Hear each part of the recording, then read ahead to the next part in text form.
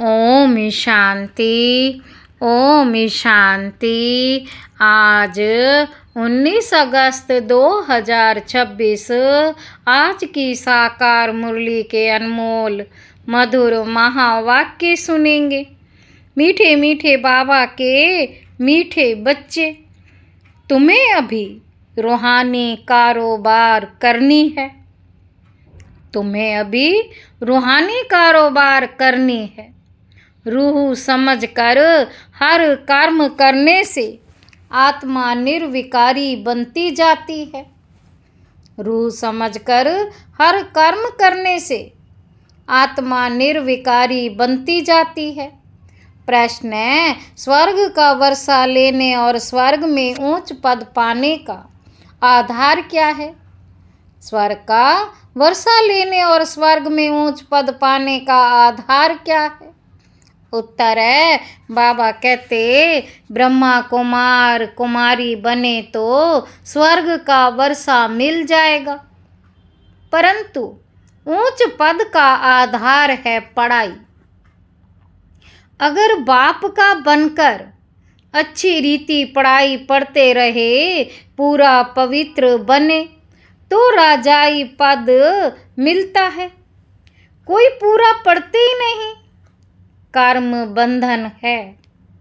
पूरा पवित्र नहीं बने और शरीर छूट गया तो प्रजा में भी साधारण पद पा लेंगे। ओम शांति। रूहानी बच्चों को रूहानी बाप समझा रहे हैं, यहाँ रूहानी कारोबार है। बाकी सारी दुनिया में जिस्मानी कारोबार है। वास्तव में कारोबार चलती है रूहों की। आत्मा ही इस शरीर द्वारा पढ़ती है, चलती है, विकर्म करती है। इसलिए पतित आत्मा पाप आत्मा कहा जाता है। आत्मा ही सब कुछ करती है। इस समय सब मनुष्य देह अभिमानी हैं। मैं आत्मा हूँ समझने बदले समझते हैं मैं फलाना हूँ, ये व्यापार करता हूँ, ये फलाने कामी क्रोधी हैं, शरीर का ही नाम लेते हैं। बाबा कहते इसको कहा जाता है देह अभिमानी दुनिया, उतरती कला की दुनिया। सतयुग में ऐसी नहीं होता, वहाँ देही अभिमानी होते हैं। तुमको देही अभिमानी बनाया जाता है। अपने को आत्मा निश्चय करो। मैं आत्मा ये शरीर रूपी चोला धारण कर पार्ट बजाती हूँ। वह एक्टर्स भी भिन्न भिन्न कपड़ा बदली कर पार्ट बजाते हैं। पाप कहते हैं तुम आत्माएं पहले शांति धाम में थी, तुम्हारा घर है शांति धाम। जैसे बेहद का नाटक होता है, ये फिर है बेहद का नाटक। सभी आत्माएं परम धाम से आकर शरीर धारण कर पार्ट बजाती है। बाबा कहते सभी आत्माएं परम धाम से आकर शरीर धारण कर पार्ट बजाती है। आत्माओं का असुल घर है परम धाम। उन एक्टर्स का तो घर यहाँ ही होता है, सिर्फ ड्रेस बदली कर आकर पार्ट बजाते हैं। तो बाप बैठ समझाते हैं तुम आत्माएं हो, तुम आत्माएं हो। बाप तो बच्चे बच्चे ही कहेंगे, सन्यासी बच्चे बच्चे नहीं कहेंगे। बाप तो बच्चे बच्चे ही कहेंगे, सन्यासी बच्चे बच्चे नहीं कहेंगे। बाप कहते हैं मैं पतित पावन तुम सभी आत्माओं का बाप हूँ। जिसको तुम गॉड फादर कहते हो, गॉड फादर तो निराकार है। ब्रह्मा विष्णु शंकर को भी गॉड फादर नहीं कहेंगे, उनमें भी आत्मा है, परंतु उनको कहते हैं ब्रह्मा देवताए नमः, विष्णु देवताए नमः। देवताएं क्या करते हैं? बाबा पूछ रहे हैं देवताएं क्या करते हैं, ये किसी को पता नहीं।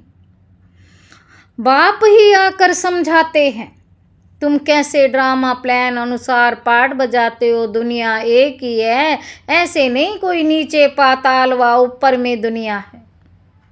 बाबा कहते ऐसे नहीं, कोई नीचे पाताल व ऊपर में दुनिया है। दुनिया तो एक ही है जिसका चक्र फिरता रहता है। लोग तो कह देते हैं मून में प्लाट लेंगे। बाप समझाते हैं बच्चे कितने इंसॉल्वेंट बन पड़े हैं भारतवासियों के लिए। ये कहते हैं तुम कितने साहूकार समझदार थे। इन लक्ष्मी नारायण का सारे विश्व पर राज्य था जिसको कोई लूट ना सके। लक्ष्मी नारायण का सारे विश्व पर राज्य था जिसको कोई लूट ना सके। वहाँ कोई पार्टीशन आदि नहीं होती। यहाँ तो कितनी पार्टीशन है, आपस में टुकड़े टुकड़े पर लड़ते रहते हैं। तुम सारे विश्व के मालिक थे, सारा आकाश पृथ्वी समुद्र सब तुम्हारा था, तुम उनके मालिक थे। अब तो टुकड़े हो गए हैं, अब तो टुकड़े हो गए हैं, ये किसी को पता ही नहीं।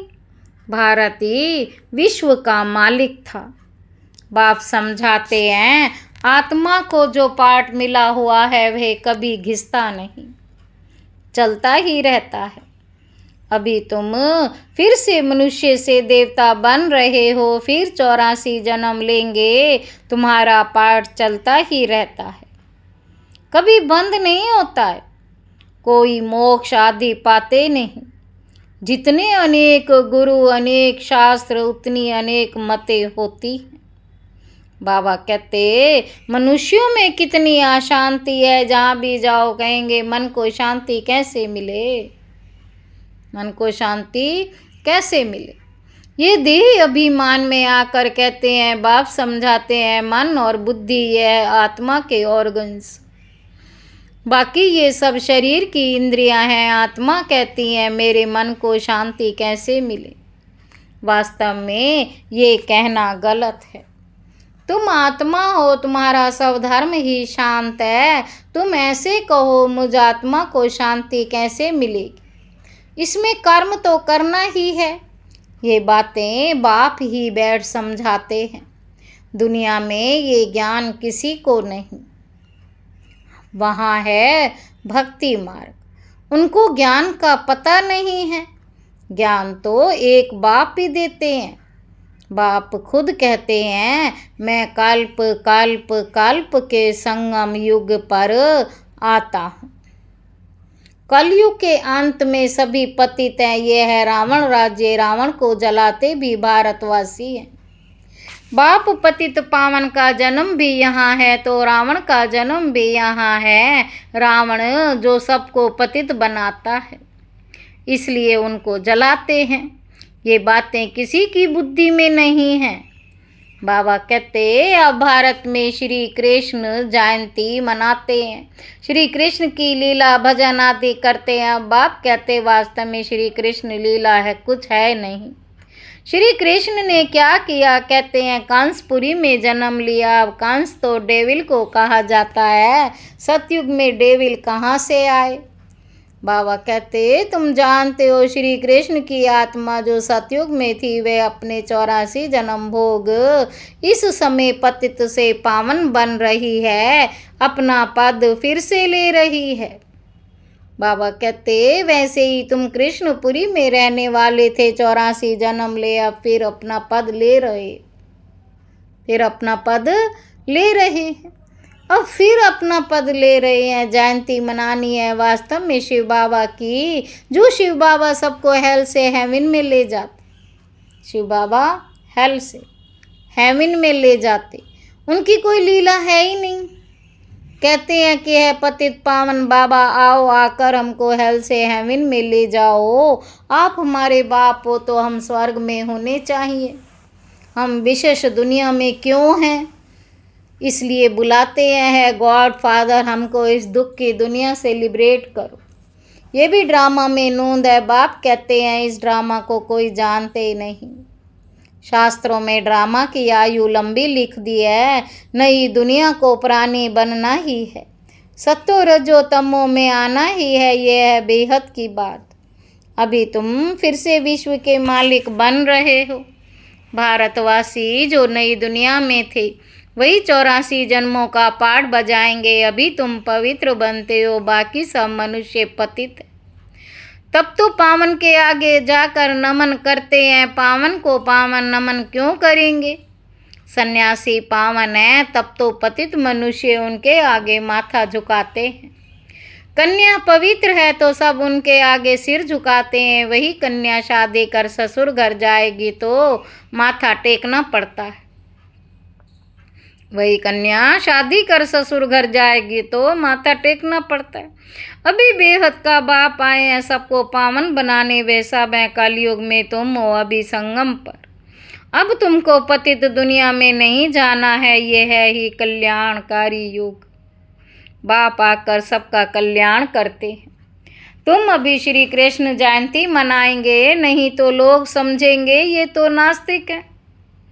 बाबा कहते नास्तिक वास्तव में उनको कहा जाता जो अपने बाप को और रचना के आदि मध्य अंत को नहीं जानते। नास्तिक किसको कहते हैं? जो बाप को और रचना के आदि मध्य अंत को नहीं जानते। इस समय सब निधन के ऑर्फन बन पड़े हैं। घर घर में झगड़ा है, एक दो को मारने में देरी नहीं करते, इसीलिए इसको नास्तिकों की दुनिया कहा जाता। बाप को ना जानने वाले तुम जानने वाले, अभी तुम समझते हो कि हम पत्थर बुद्धि थे।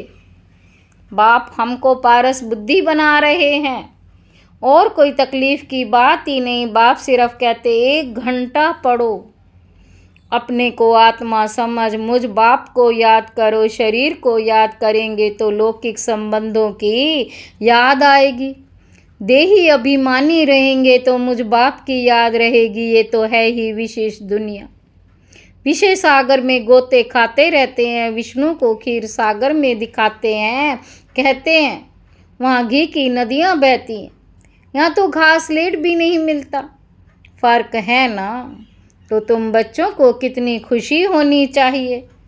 बाप ही खिवैया है ना, गाते भी है नैया मेरी पार लगाओ। ये सब नैयाएँ हैं, खिवैया तो एक बाप ही है। ये शरीर यहाँ ही छोड़ देंगे, बाकी आत्माओं को पार ले जाएंगे शांति धाम, वहाँ से फिर भेज देंगे सुख धाम। बाबा कहते आत्माओं को पार ले जाएंगे शांति धाम, वहाँ से फिर भेज देंगे सुख धाम। परम पिता परमात्मा को एक खवैया कहा जाता है। बाप की ही महिमा गाते हैं अनेक प्रकार से। अभी तुम पवित्र बन पवित्र दुनिया के मालिक बनते हो। बाप की महिमा गाते हैं अनेक प्रकार से। अभी तुम पवित्र बन पवित्र दुनिया के मालिक बनते हो। श्री श्री शिव बाबा आए हैं श्रेष्ठ बनाने। खुद भगवान कहते हैं ये भ्रष्टाचारी दुनिया, अभी तुम परम पिता परमात्मा की श्रीमत पर चल श्रेष्ठाचारी बनते हो। कितनी ये गुप्त रमणीक बातें हैं जो तुम बच्चों को ही समझ में आती हैं, औरों को समझ में आएंगी ही नहीं। तुम जानते हो कि अभी देवी देवता धर्म का कलम लग रहा है। जो भी देवी देवता धर्म वाले और धर्मों में चले गए हैं वही आकर फिर ब्राह्मण बनेंगे। ब्रह्मा कुमार कुमारी बनने बिगर बाप से स्वर्ग का वर्षा ले नहीं सकते। अभी तुम ब्रह्मा कुमार कुमारियाँ स्वर्ग का वर्षा ले रहे हो। जितना पुरुषार्थ करेंगे कराएंगे उतना ऊंच पद पाएंगे। बाबा कहते जितना पुरुषार्थ करेंगे कराएंगे उतना ऊंच पद पाएंगे। सब तो इतना नहीं कर सकते। पूरा नहीं पढ़ेंगे तो उसका नतीजा क्या होगा? अगर शरीर छूट जाए तो स्वर्ग में आ जाएंगे, परंतु प्रजा में बिल्कुल ही साधारण। अगर बाप का बनकर अच्छी रीति पढ़े तो राजाई पद पा सकते हैं। नहीं पढ़ते हैं तो समझेंगे उनकी तकदीर में नहीं है। पवित्र रहेंगे, पढ़ेंगे तो उच्च पद पाएंगे। अपवित्र होने से बाप को याद नहीं कर सकेंगे। बाबा कहते ऐसे भी बहुत हैं। कर्म बंधन का हिसाब जब छूटे, कर्म बंधन का हिसाब जब छूटे गाड़ी के दोनों पहिया पवित्र होंगे तो ठीक चलेंगे, दोनों पवित्र रहेंगे तो ज्ञान चिता पर बैठ जाएंगे, नहीं तो खिटपिट होती है। बाबा कहते, कई बच्चे कहते हैं कि बाबा हम तो जानते हैं श्री कृष्ण सतयुग का पहला प्रिंस है, तो क्यों नहीं कुछ मनाएं। अच्छा, हम श्री कृष्ण की आत्मा को बुला भी सकते हैं, आकर खेल पाल करेगी, रास करेगी और क्या क्या करेगी।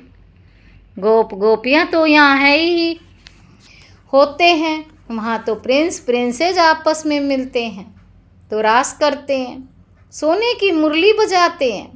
ये सब खेल पाल तुम पिछाड़ी में देखेंगे, ये सब पाठ चलेंगे। शुरू में दिखाया गया, फिर तुम पुरुषार्थ में लग गए हो और फिर पिछाड़ी में साक्षात्कार होना शुरू होगा।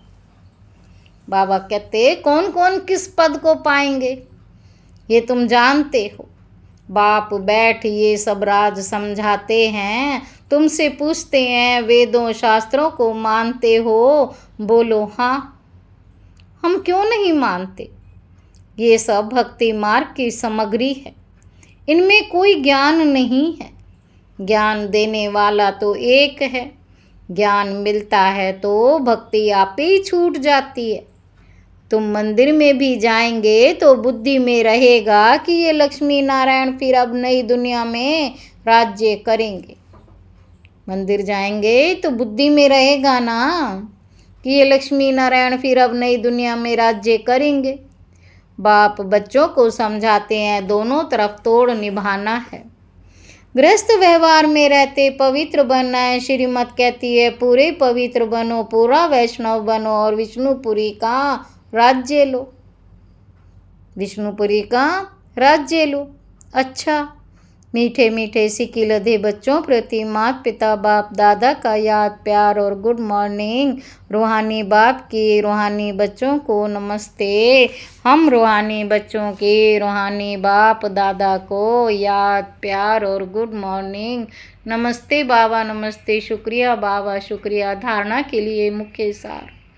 पहला पॉइंट है, योग द्वारा कर्म बंधन का हिसाब किताब चुकतो कर पावन बनना है, ज्ञान चिता पर बैठना है, पूरा पूरा वैष्णव अर्थात पवित्र बनना है।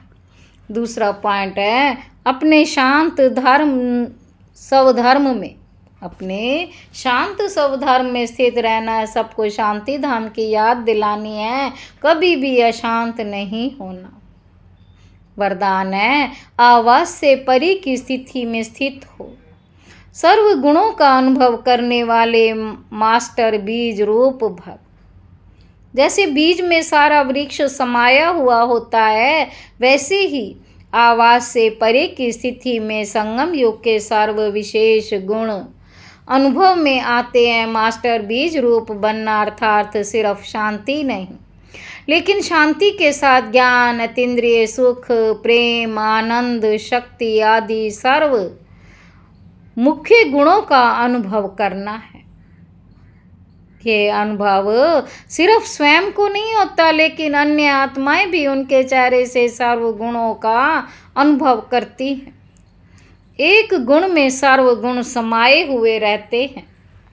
स्लोगन है, अच्छाई धारण करो लेकिन अच्छाई में प्रभावित नहीं हो जाओ।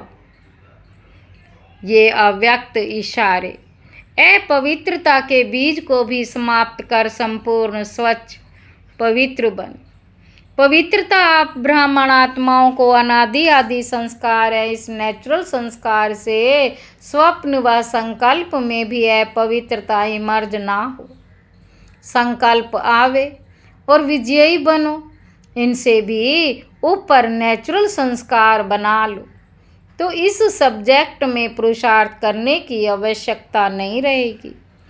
अच्छा, ओम शांति।